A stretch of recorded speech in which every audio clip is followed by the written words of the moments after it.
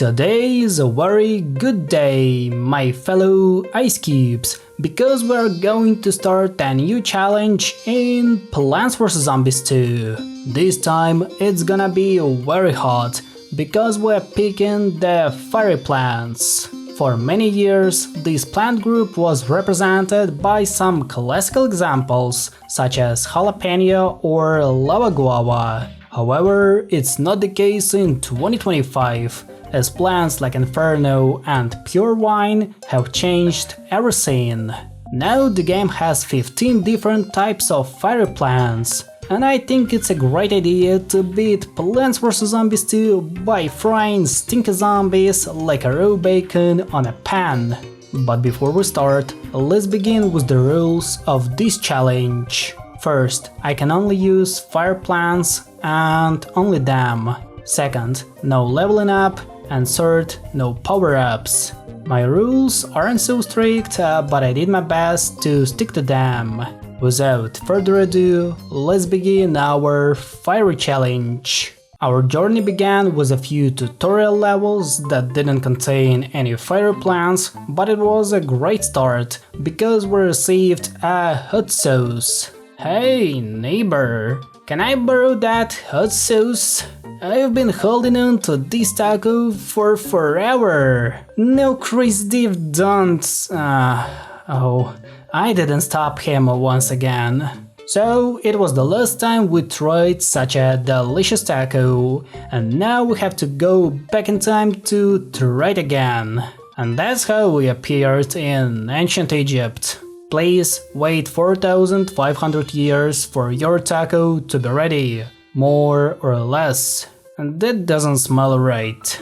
I'm sure my taco is around here somewhere. But in the meantime, I'm sure we will find it, Crazy Dave. We didn't come here to have fun. We came only to get our taco back. Until day 5, we continued to learn about this game and its features, but after beating day 6, we had finally began our challenge, as now we were finally able to choose any plants we wanted to. It's tough to describe how enjoyable it was to start a new time adventure with some new plants. I never tried playing with a major part of the fairy dudes, so don't be surprised about their placement. Day 7 also introduced some camel zombies, making it exciting to try them all on such a specific zombie, as it is a good way to gather some information about the plant's efficiency. The plant that surprised me the most was, of course, the meteor flower, which is the most dangerous weapon against the weak zombies, as it can shoot the meteors at any place on the lawn. 11 flopas out of 10. On day 8, I decided to plant a full column of fire pea shooters to test their efficiency against the explorer zombie and delicious cobblestones. To my surprise, the fire dude turned out to be much better than I expected, making him a good choice for beating ancient Egypt. Oh, and I really enjoy looking at fairy peas. Unfortunately, there is no other way for me to get them today. On day 9, I made another big discovery. Wasabi Whip has easily defeated some zombies that are carrying torches, meaning that I flamed some enemies that are designed to burn me. Life never prepared them for such an outcome. I have just played 3 levels with only fire plants, but this plant is by far one of my favorites. It has the same price as Bok Choy or Snapdragon, but deals better than both combined. Okay, I get it. Peppermint is insanely cool. Day 10 began with frying the entire lawn using such a specific tool. It is simply too powerful to be used oftenly, so I won't do that without a reason. The rest of the day was spent placing torchwoods at the back of the lawn. I don't really know why I decided to use it. Maybe because the idea of beating the entire level with only torchwood sounded hilarious in my head. Can you imagine zombies biting fire stumps? Now I can. So day 11 was a level with some pre-picked plans for me, so there's a good chance to tell you something interesting. Did you know that some fire varieties can heat up to 5000 degrees Celsius or 9000 degrees Fahrenheit? While a simple wood fire might reach around 1100 degrees Celsius or 2000 degrees Fahrenheit, certain fuel oxygen mixtures can reach the previously mentioned records. Of course, you won't reach these numbers without specific equipment, but it's really insane what temperatures the fire can reach. On day 12, we tested pepper plants in the realities of ancient Egypt. The results were shocking. They are insanely good. Most players hate this plant because of its long recharge rate, but in my case, it's a good lobber that deals splash damage, and its price is high enough to simply abandon the equation of time, as I have no options to get suns quickly enough to spam them. Day 13 showed me the real problem with Snapdragon. He is too weak to be used in our challenge. In the main game, it's a solid option for beating Pirates and the Wild West. However, in my situation, the usage of this plant is extremely limited, mainly due to the high sun cost and low damage output compared to some other fire plants. Yet, together with the pure wine, it's a solid combo for defeating enemies like coneheads and camels. Would you like to taste a barbecue made out of zombies? Additionally, we can provide you with some good cobblestones fried on an open flame. Yes, it's not a cooking show. We're still playing Plants vs Zombies 2, and it's day 14 of ancient Egypt. Picking the fire pea shooter was the right option for beating it. There is a plant call on the banana phone. It's an SOS. They will be sitting plants if we don't help. Let's take the route and save them. So they want me to save some plants placed on the banana cells. Of course I have to help them. Day 15 was dedicated to my lovely sunflowers, which means that I have a unique chance to place even more fire plants. I found nothing better than attracting zombies by placing hot date and then burning them with the help of the jack-o'-lantern. He is capable of burning the pharaoh zombie, so I've got no questions about his color of fire. You know, it's just weird to see a colorful fire. You won't believe me, but day 16 was just an average level of ancient Egypt. Nothing special happened while beating it, except for some cool pepper shots that stopped a massive zombie attack and broke a camel camouflage. I miss my lovely camels.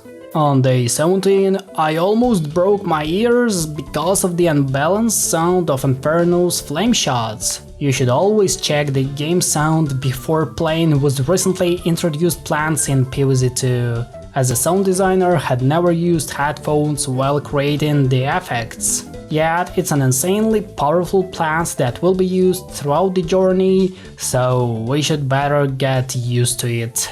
Day 18 was finally a last stand level for which I prepared and used strategy. This time I decided to combine some classical fire plants, as both of them are great at defeating the zombies. I don't know why, but it was so enjoyable to watch this zombie battle. Everything just feels so perfectly satisfying to look at. If you have that feeling as well, please let me know in the comments below. Day 19 is a good day to play with a wasabi whip, especially since Crazy Dave planted an annoying slimes at the back of the lawn. Previously I told you about my love for this plant, but I didn't mention one insanely cool fact about it. Wasabi whip can slash zombies from behind. Of course, this feature isn't so helpful right now, but we will use it a lot in some of the next time adventures. Day 20 was yet another good day because protecting sunflowers placed on the banana cells feels more like a gift of fate rather than a serious challenge. It allowed us not only to plant a lot of fire pea shooters, but also to try out the ugliest fire plant you have ever seen. Ladies and gentlemen, here is the blaze leaf. I still can't believe that someone accepted adding it into the game. It feels like they hired Patrick as a new art director. On day 21, I developed an effective strategy for dealing with all kinds of local zombies. All you need is a pumpkin and a hot date. This combo costs only 400 suns and attracts all the zombies from the nearby lanes. For 800 suns, you can easily protect the entire lawn and make sure that none of the zombies can get to your lawnmowers. But sometimes the hot date can be eaten, so make sure to save enough suns to place another one. Day 22 was sponsored by the Meteor Flower, which turned an average level into an interesting one. The meteor shots reminded me of 1918 and the Western Front, where artillery shells played a crucial role in breaking the German front line and successfully ending the Great War. The same can be said about Plants vs Zombies 2. Meteor shards leave no chance for any kind of zombie to survive until the end, no matter how strong or secretive you are. Okay, I agree with you that the Inferno is overpowered, as a single plant can stop a giant gargantuar from entering the lawn. I understand that some plants in this game are super powerful, but stopping the gargantuar with a single plant is way too powerful. Day 23 felt like nothing because of it. We should save it for another day, when such strong plants are needed to complete the level. Day 24 was yet another less stand level for which I developed a new strategy. This time we combined the fire pea shooter with the good old frost bonnet. You can argue and say that it's not a fire plant. However, don't forget about its superposition. It can be both fire and ice plant, which depends on your decision, making it fair enough to use in our challenge. Thanks to such a great plant combination, we had no problems in dealing with the feral zombies and my lovely bucketheads. What a great battle to look at! Don't miss your chance to play with the fire plants in ancient Egypt. My taco tastes so close I can smell it. Beware, user Dave, Dr. Zombas still stands in your way. What does that guy have against tacos and me eating them? I don't know, user Dave. Dr. Zombas is a really strange guy. Bah, my reasoning is simple yet beyond your comprehension. Now face my Zombo, Sphinx and Nether in a battle. Unfortunately, day 25 didn't contain any fire plants, so it was just a usual battle with Dr. Zombas that lasted only 2 minutes and 30 seconds. Look, Penny, a pirate key! It's parity! This will enable us to travel to another time. Sounds salty! Taco, ahoy! This is no pleasure trip, your excursion will be watery and grave. Anyways, the key is mine, which means that we are moving to the Pirate Seas. Another 25 levels are waiting for us, but this time with lots of cannons and birds. It's time to search for the dead man's booty, my fellow ice cubes, because we are moving to the Pirate Seas. A world of giant cannons and angry pirates is waiting for us. It is the second world of our time adventure and yet another hope to find Dave's taco. Today we will have a zombie barbecue right on the pirate ship, so stay with us to fry some annoying parrots and delicious seagulls. Without further ado, let's jump into the golden age of zombie piracy. I thought we were trying to get back home and get your taco. But pirates, hang on to your parrots and peg legs. You know, Crazy Dave has a point in this question, as now we're a few steps closer to reaching it once again.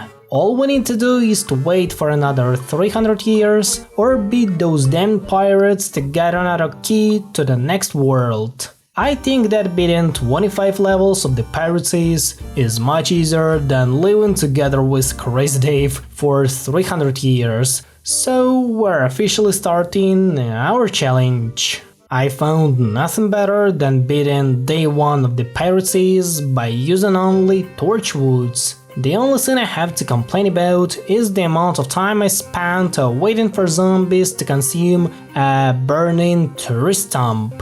After spending 5 minutes of my life on that scene, the idea of planting torchwoods is now abandoned by me. However, the jalapeno effect is a major reason to remember it as a good level. Day 2 was the perfect time to fry some seagulls coming from the water lane, especially since we aimed to plant a whole column of pepper plants. You know, I like grilled peppers. They taste exceptionally good if you mix them with some other vegetables and then consume them together with fried potatoes or meat. It's really hard not to speak about food while playing with such a delicious plants. Day 3 was a full copy of the first one, so let me tell you something interesting. Did you know that the matchsticks were invented later than the lighters? The first one was designed in 1826, while the second one was invented in 1923. For many years, lighters have dominated the market since the early matchsticks weren't so good. Put a like on this video if you enjoyed such an interesting fact.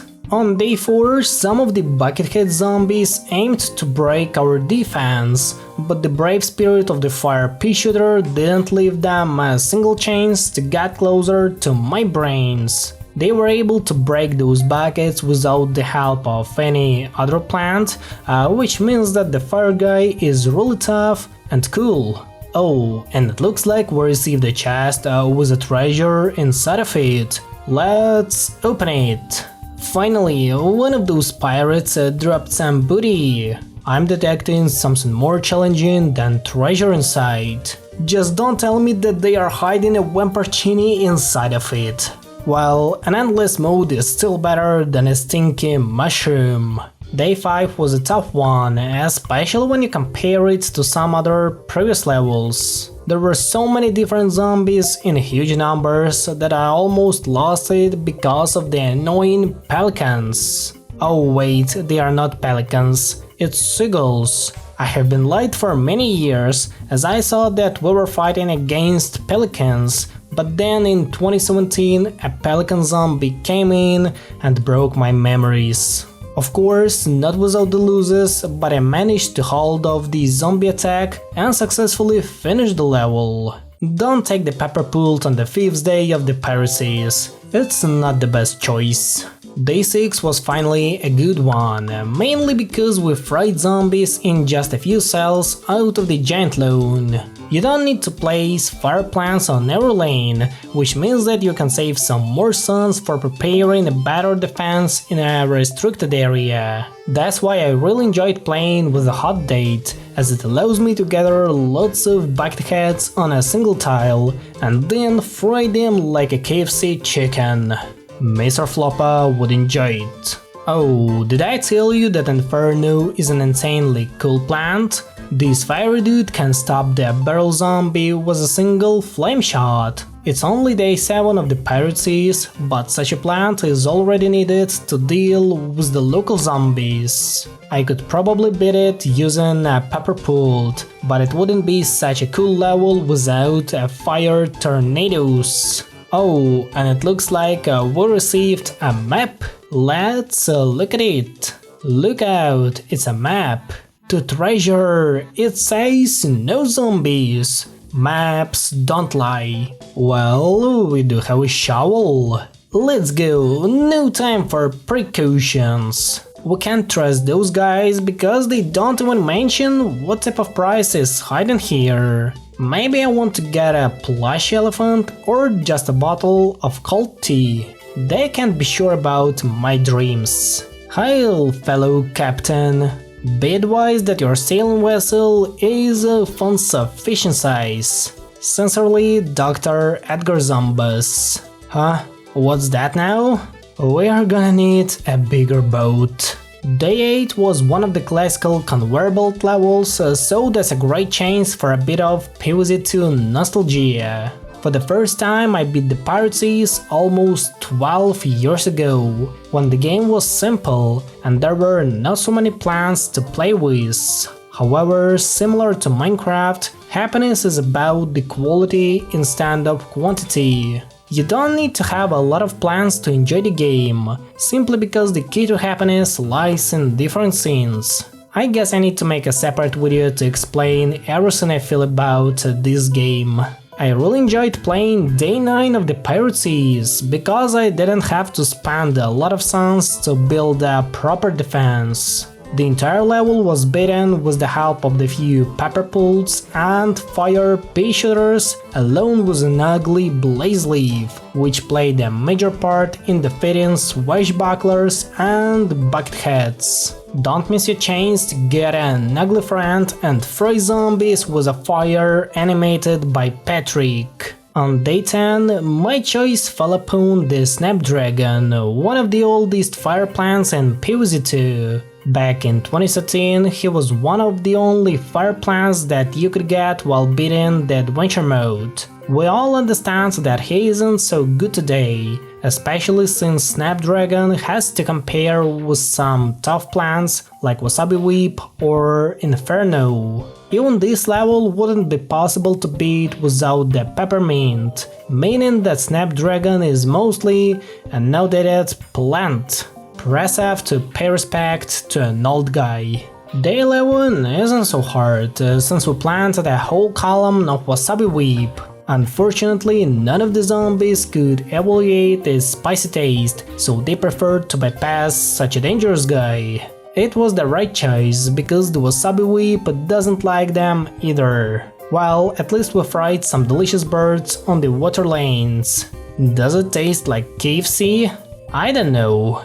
It looks like we unlocked a coconut cannon. It's time to smell some ripe coconuts. I love the smell of the coconut cannons in the morning. Smells like, well, coconuts. I've got a special feeling about Day 12 since it was one of my least favorite levels in PvZ2. When I was a kid, I couldn't appreciate playing such a cool minigame. Almost 12 years ago, shooting coconuts was way tougher as the seagulls were moving much faster and the needed score was way higher than it is today. I know that this level has no connection to our challenge, but who cares about it? Let's simply enjoy the game and the levels it offers to us. On day 13, we had to gather 2000 suns, which allowed me to get anything I wanted to. However, the only thing I cared about was planting a full column of peppers and fire peas. Oh, and of course, frying Popka the parrot. I didn't allow you to steal my sunflowers. That was a good lesson for a little stealer and his fellow captain. It's low tide and the waves are coming in. Grab your water wings, we are going to get wet. Day 14 was finally the first last stand level of the Pirate Seas, which allowed me to prepare a great defense line. This time I decided to rely on my favorite pumpkin with the green fire and the sticky hot date that attracted all the pirates to its sweet taste. However, I forgot about the barrel zombie, which broke the first defense line but didn't get to the second and third ones. Thanks to the plant food ability of my lovely pumpkin, we managed to beat the level without losing any lone movers and at the same time with lots of fried birds. Now we have finally enough food for the rest of the levels. On day 15, I received a free 3-peater, which means that the time has finally come to plant a lot of torchwoods. Of course, this wasn't the only way to defeat the zombies, but the level itself was pretty hard, so I put a lot of my efforts into beating it, especially since I had no ability to destroy the imp cannons. Sometimes the way I beat the levels isn't the most efficient, but surely the most hilarious one. Who except me would decide to bring Torchwood to that level? I have started becoming crazier than the Crazy Dave. Remember, protect those plants. And don't let those beans walk the plank. I get the point, Crazy Dave. I won't take any serious fire plans to beat it. No, seriously, you can beat day 16 of the Pirate Seas without taking any plans, because the Sprint Bean can do everything on its own. You just need to save enough plant foods to get rid of swashbucklers and zombie hordes. What about snapdragons? They were just having a good time, feeling like they were the main characters of this level. It's really strange to look at how the meteor flower attacks the imp cannon. That's all you need to know about the modern PvZ2. On day 17, we faced a ton of weary zombies that tried to reach my brain. However, even Popka the parrot wasn't able to steal my pepper pult, so don't mess around with such an efficient fire machine. On day 18, we had to play with some pre-picked plans, so let me tell you something interesting about myself. Did you know that the Pirate Seas used to be my favorite world in PvZ2? When I started playing this game, it had only 3 worlds, and the map was very different from what we see in 2025. It has been a long time since I first beat the Pirate Seas, but it still feels like a place you always want to enter. Just like playing Minecraft beta after 14 years since its release. I can't say much about Day 19 because it was a full copy of Day 1 with only some additional goals like gathering suns and saving weird flowers from zombie trampolines. Well, at least I had some fun while burning them with my lovely fire pea shooter. You won't believe me, but Day 20 was pretty much the same as Day 19. Yeah, that's not a joke. Well, in such a case, I'll tell you something about the Pirate Seas. Did you know that the Pirate Captain Zombie and Popka the Parrot used to have their own voice lines? The reason why they were deleted is still unknown, but I wish the PopCap developers would add them back into the game, as it gives a special vibe to everything that is happening on the lone. On day 21, we once again had to gather some suns, so that's why I planted so many fire pea shooters. Now, not even the imp cannons could think about reaching my brain, as the fire peas are the best argument in the case of a heavy zombie spam. Also, the buckethead zombie can't forget about saving its bucket. Oh, and it looks like we unlocked an additional seed slot. It will allow us to take on more fire plants. That's really nice. Day 22 was one of my favorite last stand levels in the entire game, so let me tell you what I prepared for it. This time we were defending the lone using 1 column of fire pea shooters combined with 2 columns of pepper pults. This is an insanely effective combination, as it allowed me to beat that level in just 2 minutes. What a great combo for such a good level. Day 23 is probably a full copy of Day 2, with the only difference being the level goals. This time I decided to fry my lovely seagulls with the help of the pyre wine combined with a hot hit of wasabi whip.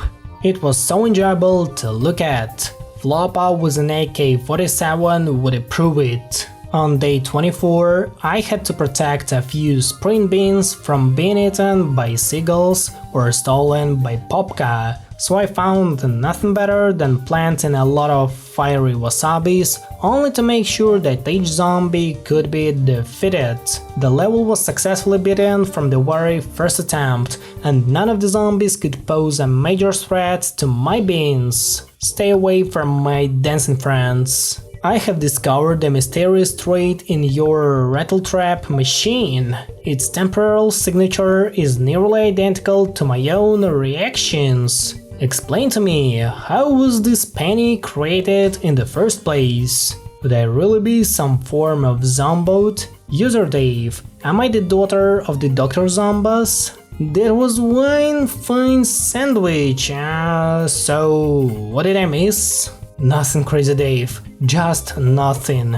Unfortunately, day 25 didn't contain any fire plants except for Snapdragon, so it was just a usual battle with Dr. Zombies that lasted only 3 minutes. Please tell me about your creation process. It was pretty easy. I found some tiny webby stuff. Then I put it between 2 slices of bread. Boom! Awesome sandwich. Such a proliferous bunk. I should have expected as much. I'll have the answer someday when these brains are on my plate. Anyway, the key is mine, which means that we are moving to the Wild West. Another 25 levels are waiting for us, but this time with lots of dynamite and delicious fried chicken. Forget about parrots, because now it's time to put on some dusty boots, my fellow ice cubes, because we are moving to the Wild West. A world filled with fried chicken buckets is waiting for us. It is the third world of our time adventure and yet another hope to find Dave's Taco. Today we will burn a lot of wild zombies only to save some sugary hot dates from being eaten. Without further ado, let's find out who is the real sheriff of this town. 6 shooters locked and loaded. Old-timey piano music downloaded. Chains of taco a bit less than 0%. Margin of error a bit more than 0%. Well, our chances are really high. Day 1 of the Wild West is an absolute banger, as it includes an extra pea shooter which is pre-planted on the minecart. Sounds reasonable. It was also a good reason to take torchwood on such a level, as it allowed me to combine my favorite plants on a single level. That is one of the few times when you are really happy to have a classical pea shooter in your team. Day 2, I choose you, Pikachu. That was a huge surprise to me to be stuck with a dynamite man on a second level of the Wild West. I actually thought he appeared on the 4th or 5th level, so his emergence was, to say the least, a massive surprise to me. However, the sweet taste of the hot date attracted all of them, so none of my plans were eaten while beating this level. Day 3 contained a lot of minecarts and dancing zombies. The second one is my favorite. Where else would you find so many flexing dudes wearing funny costumes with cones on their heads? The pepper pult was the right choice for such a level, as it allowed me to deal with the massive zombie hordes by simply feeding the pepper with a plant food. Enjoy the taste of flame. As a result of burning all the zombies, we received a creeper box. We should stay away from such a scene. My uncle Milo used to have one of these. He called it a boombox. Actually, that's close enough. I'll allow it. I wouldn't trust a so-called boombox to Crazy Dave. It is similar to giving $1 million to Patrick. He would spend them all on a Wamperchini. Bruh. Another day means another chance to play with a pea shooter. Day 4 was an okay corral minigame, so while beating this level, I suggest you to listen to my speech about the Wild West.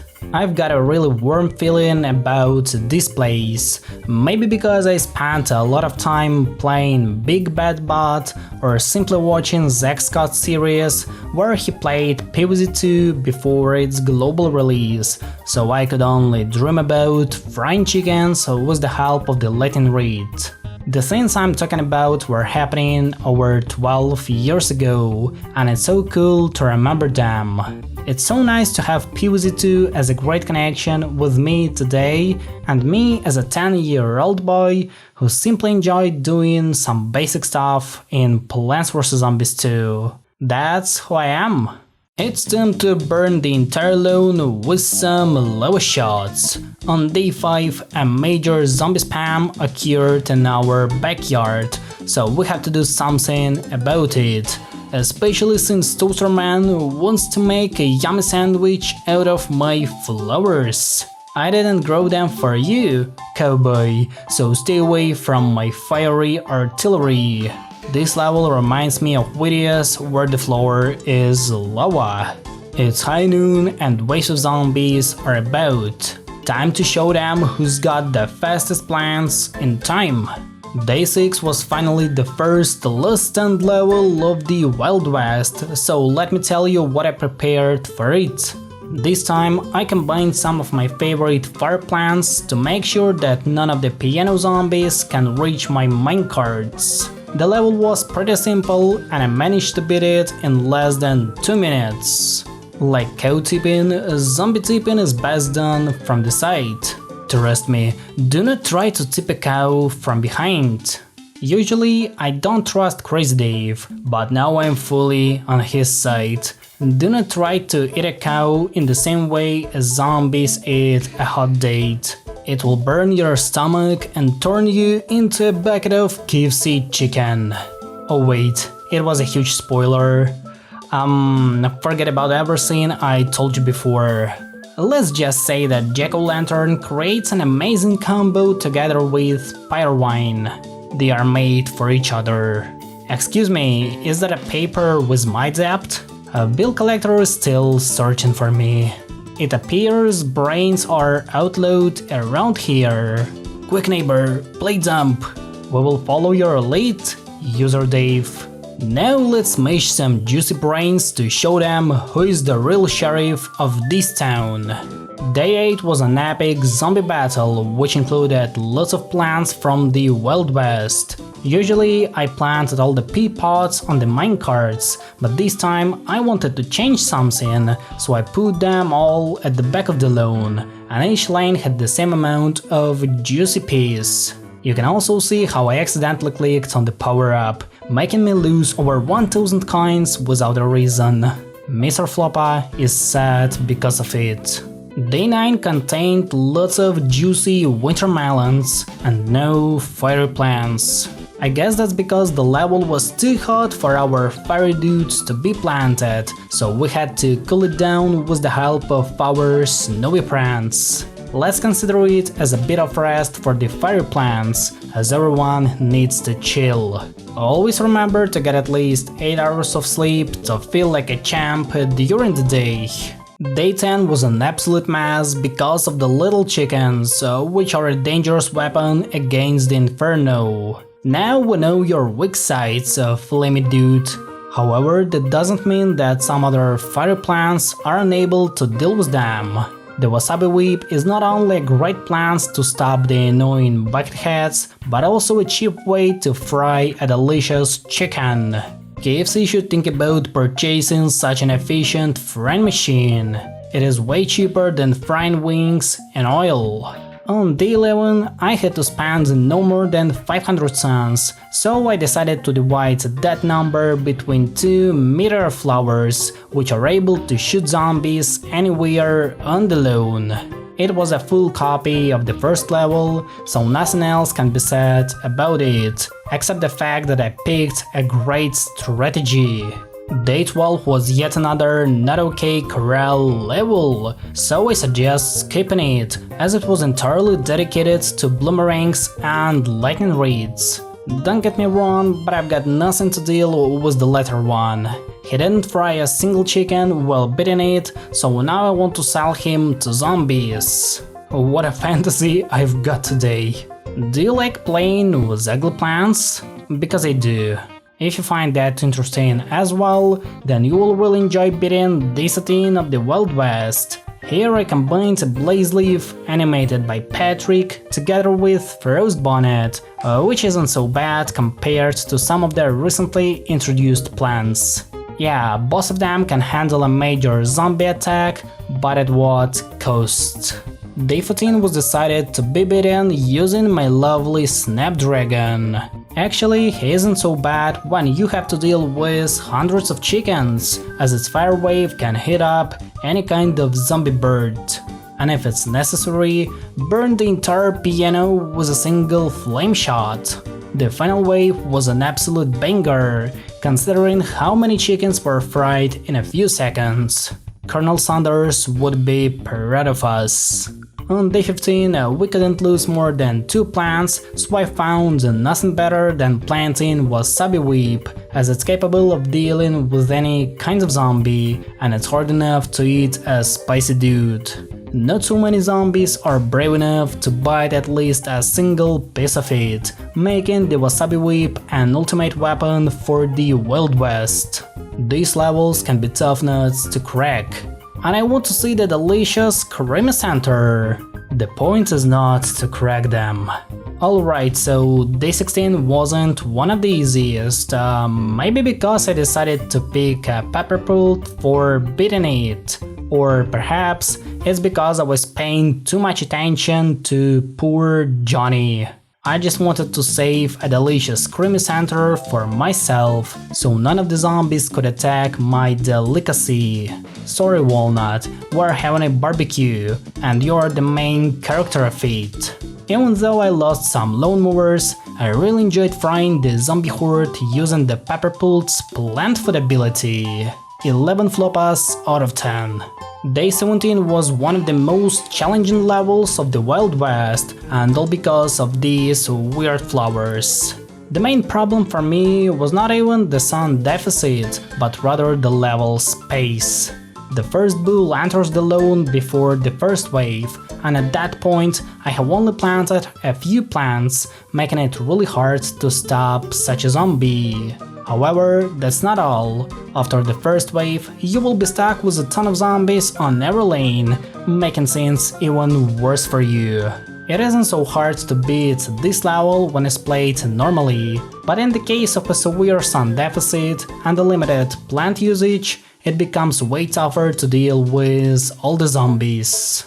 Another day, another less than level.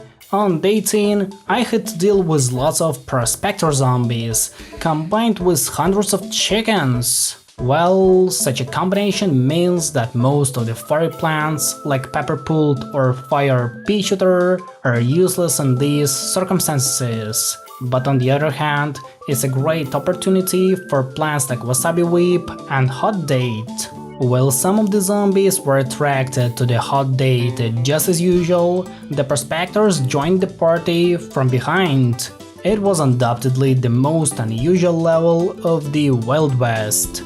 Day 19 consisted of an enormous number of tornadoes, which left no chance for zombies to get closer to my brain. It was so enjoyable to sit and look at how tornadoes pushed all the zombies away from my lawn, especially if it was a toaster zombie. They've got no chance to make a tornado toast. Day 20 was a not okay corral level, so I suggest you to listen to an interesting fact about coconuts. Did you know that despite its name, coconut is not a nut? It's officially classified as a drupe, a plant group that consists of various fruits with a single seed surrounded by flesh. The other members of this plant group are cherries, apricots, dates, plums, and many others. Thank you so much for your attention. Day 21 was yet another level where I had to protect some scary looking flowers from zombie trampling. Sounds not so good for me. Anyway, to reach that goal, I picked one of the most reliable plants that can hit zombies on both sides. Not even the buckethead friend could deal with the spicy flame of a wasabi whip. Day 22 didn't contain any fairy plants, but instead contained a lot of icy ones. Of course, they had some trouble dealing with the chicken horde, but that's not a problem for an iceberg lettuce that can freeze the entire lawn with a single plant food. Sometimes, so we should better regulate the temperature to make the gameplay even more enjoyable for us. Oh, and the iceberg lettuce is an awesome plant.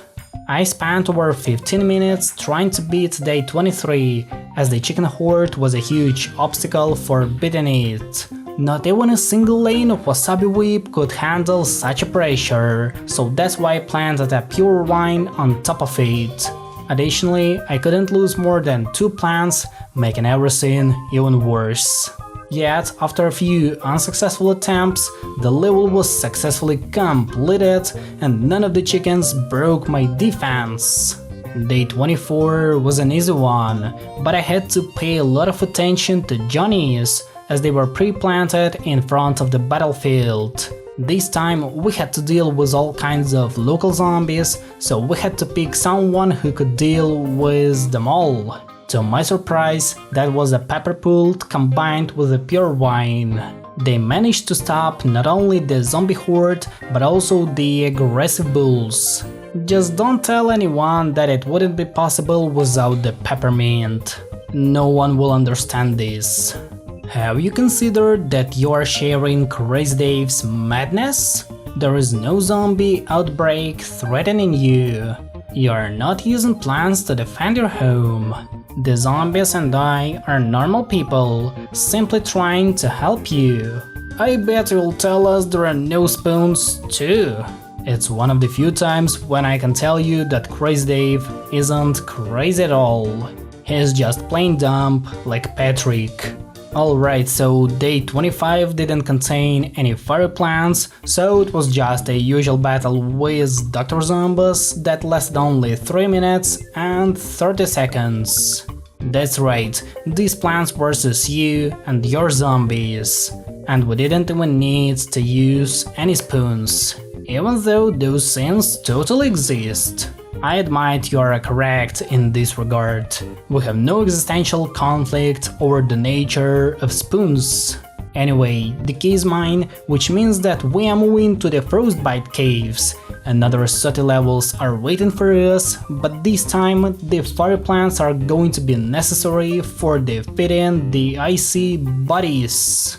Get ready for the hottest time adventure you could ever think of, my fellow ice cubes, because we are moving to the Frostbite Caves. A world of delicious hot peppers and icy stones is waiting for us.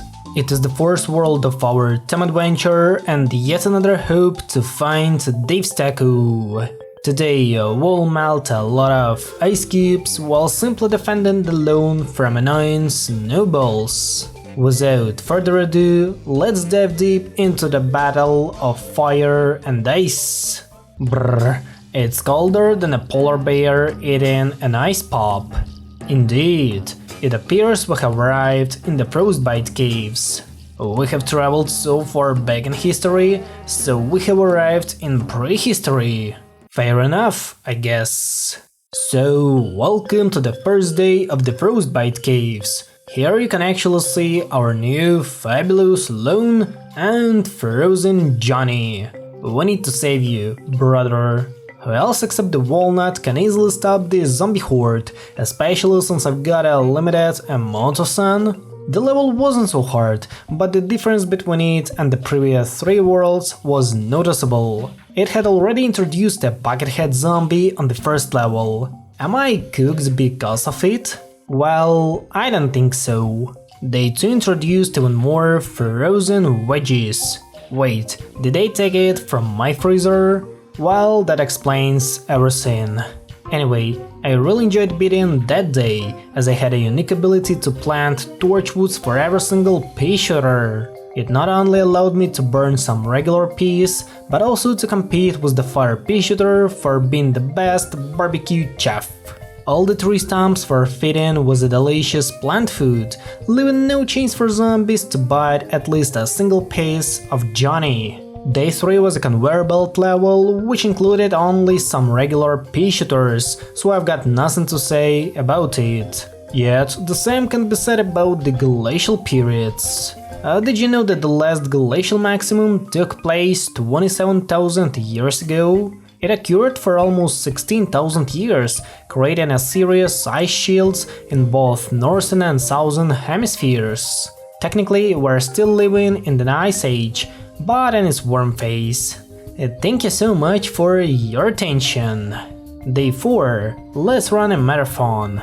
It was a highly enjoyable level, as the hot flame of the wasabi whip left no chance for zombies to get closer to my brain.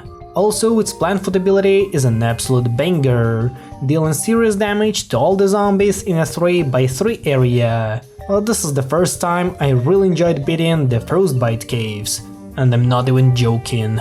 I'm starting to get cold feet about this place. Also, my feet are getting really cold.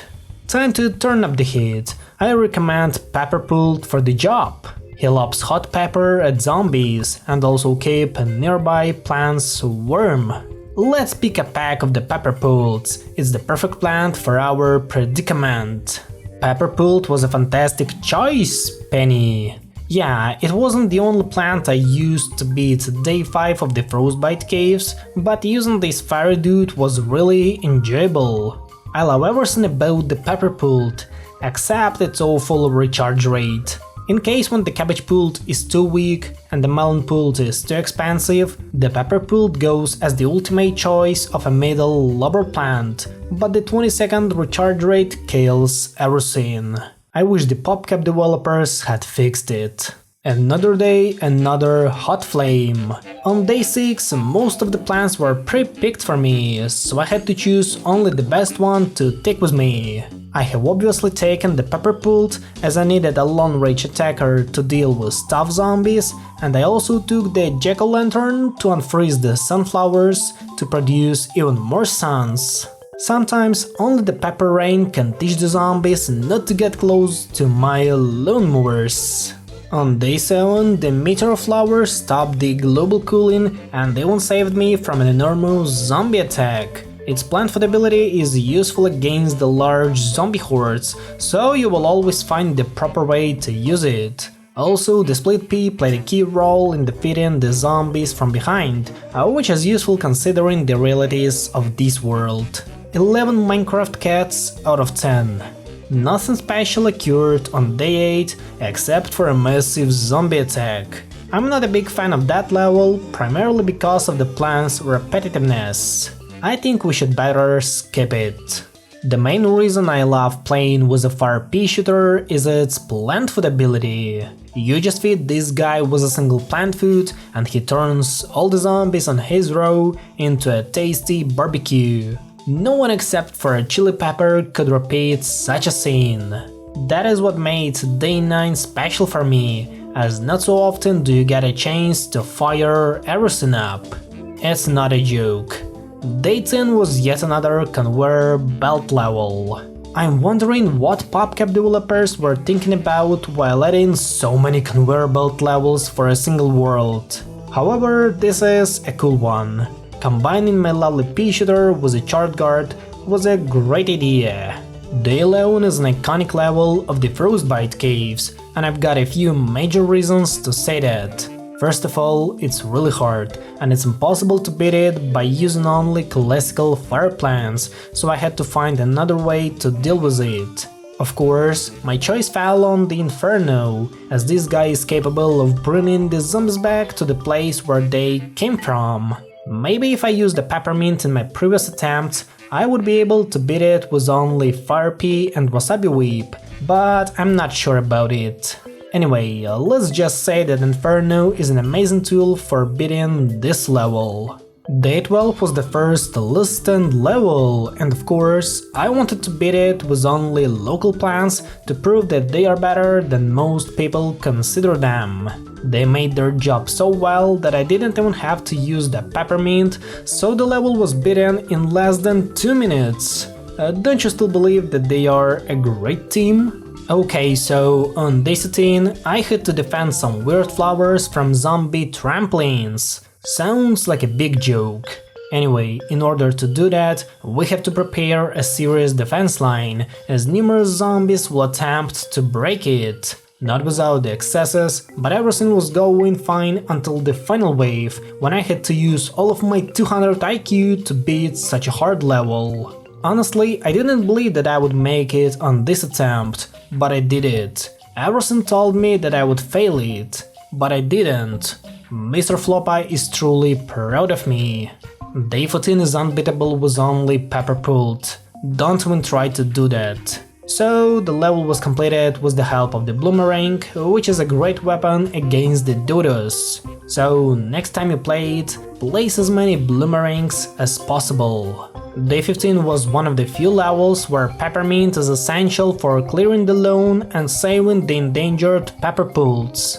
I guess it was one of the hardest levels we faced in the Frostbite Caves, as the number of zombies and their defense was high enough to get to my tasty peppers. Not even the wasabi whip alone was capable of defending the hot pepper, so I don't really recommend you to take the same plans as I did. Of course, the ultimate choice for beating it is Inferno, but playing every single level with only such a plant would be too boring for all of you. Oh, and it looks like a painted stone. Let's take a look at it. Oh, what a cute zombie. They want to warm my brain. What a shame that we destroyed all of them. However, the same can't be said about you. Well, I knew it was a trap. Day 16 was an epic zombie battle, which included lots of gargantuars. Sometimes I couldn't even understand what was happening on the lawn, but it didn't stop me from placing plants all over the lawn and simply enjoying everything that was happening here. There are a few things I can always look at, and Pepperpool's plant food ability is one of them. No one will stop me from frying a delicious zombie. On day 17, I decided to use an ugly frost bonnet to melt the ice around the fume shroom and chart guard. I can't say that I love this plant, but it's kinda reliable in many cases, so getting it is an optional thing. Yet, it is still better than Wamperchini or Blaze Leaf, so I'll give it another chance in the future. Day 18 was a sweet one, as the citron's juicy pulp attracted all the zombies in the neighborhood. The level didn't contain any fire plants, but it had a strange moment that I want to share with all of you. Why did the PopCap developers combine such a sweet plant like citron with a spicy stonion? I know that some people like eating pizza with a pineapple, but onions combined with citrons are too smelly even for me. Did they want to create the enduring out of that? I don't know. Day 19 was a lucky one, as I finally got a good opportunity to grind some additional suns. The only thing I had to do was to melt the ice around the twin sunflowers and the cabbage plants. Oh, and the best way to do that is to place a peppermint. The rest of the level was kinda usual, and none of the local zombies could pose a significant threat to me. Here comes day 20, on which I decided to place some jack-o'-lanterns to melt the frozen imps. Honestly, it wasn't my best decision, as this thing costs a lot of sun and blocks the zombies only in its own lane. However, it doesn't mean that jack-o'-lantern is a bad plant, it only means that I don't have a proper amount of sun to build a defense based on it. Day 21 was a good one, as we were introduced to the fire pea shooter. Together with Snapdragon, they managed to complete the level without any additional plants and fry a lot of zombies in the same way as chicken was fried in the Wild West. Who do you think is better, Pepperpool or Fire Pea Shooter? Let me know in the comments below, so we can choose a pick one. Sometimes you should try some whistles to understand what is going on in this life. That's what happened with me on day 22 of the Frostbite Caves. First of all, I saved all the crocodiles from the permafrost and then flamed all the whistles with the help of my lovely pumpkin and hot wasabi. Always remember to take down those little guys, as they can eat your brains faster than any kind of chicken or turkey. Day 23 was one of the greatest levels we played in this time adventure, as I finally had a normal amount of sun to place everything I wanted to. That's why my choice fell on combining some of the classical fire plants, as I really wanted to place as many as I could. It is so enjoyable to be at such a level, as I feel freer than ever before. Take that, whistles! On day 24, I had to grind 2500 suns, which means that the sun deficit isn't about this level. Fortunately, I used that opportunity to place some of the greatest fire plants and simply get the needed amount of sun. It was yet another banger of the Frostbite Caves. Day 25 was dedicated to Rutabaga. I'm not a big fan of this plant, so I really want to forget about its existence.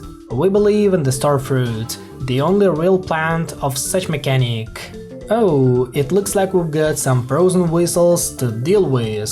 Nothing else can characterize this level better than my previous sentences. On day 26, I found nothing better than planting 2 columns of wasabi whip, as they would allow me to stop any kind of zombie even before biting my spicy friend. It all happened only because of the few sun shrooms placed in the top left corner, as such a defense isn't achievable without a sun generator. Oh, and the peppermint was yet another perfect choice for such a level. Day 27 doesn't look like an easy one. Not at all. Here I had to defend a few rotobagas from an enormous zombie spam, and only one plant could save me in such a situation. Yep, of course I'm talking about the Inferno, which doesn't even let the Gargantuar enter the lane. That is why I call it an ultimate weapon, as the rest of the fire plants would just sit down and wait for Gargantuars to come and destroy their rotobagas. Day 28 was yet another last stand level, for which I prepared and used strategy. This time I added a pure wine on top of a pepper pult, so zombies that come close to my lawn can be fried like a chicken or whistle. Oh, and don't forget about the hot ice cubes along with the frosty Gargantuars. They all can stand against my fiery dudes, and I don't really know what had happened with this fire pea. Bruh had just disappeared. Day 29 was also beaten according to my rules, so not even the harsh conditions of the Frostbite Caves could hold me from beating such a level. However, it wasn't as easy as you might imagine, as the frozen imps and the icy cubes played a key role in breaking my defense. Yet, I managed to hold the zombie attack and finish the level with a few more lone movers. Greetings! Dr. Zombas has prehistoric questions for pitiful plant friends. Why do you hunt for a taco? Is taco all cracked up to be? Could it be a trap? Could it be a trick? Chew on that! Mwahahaha! Mwahahaha! Penny! My taco? User Dave, ignore the taco, ignore the tones. It's time to fight Dr. Zombas. Unfortunately, Day 30 isn't beatable with only fire plants, so it was just a usual battle with Dr. Zombas that lasted only 4 minutes. Well done, we have defeated Dr. Zombas, and his attempt to make me question my taco. User Dave, our journey through time, you know that it's about more than just a taco. I suppose you're right, Penny. It's also about fried sausages. Ha! Dr. Zombas isn't defeated. Dr. Zombas crawls back from the brink of destruction. Dr. Zombas returns when you don't expect him, bringing a big surprise. Anyway, the key is mine, which means that we are moving to the Lost City. Another 32 levels are waiting for us, but this time with lots of additional sun and golden shovels.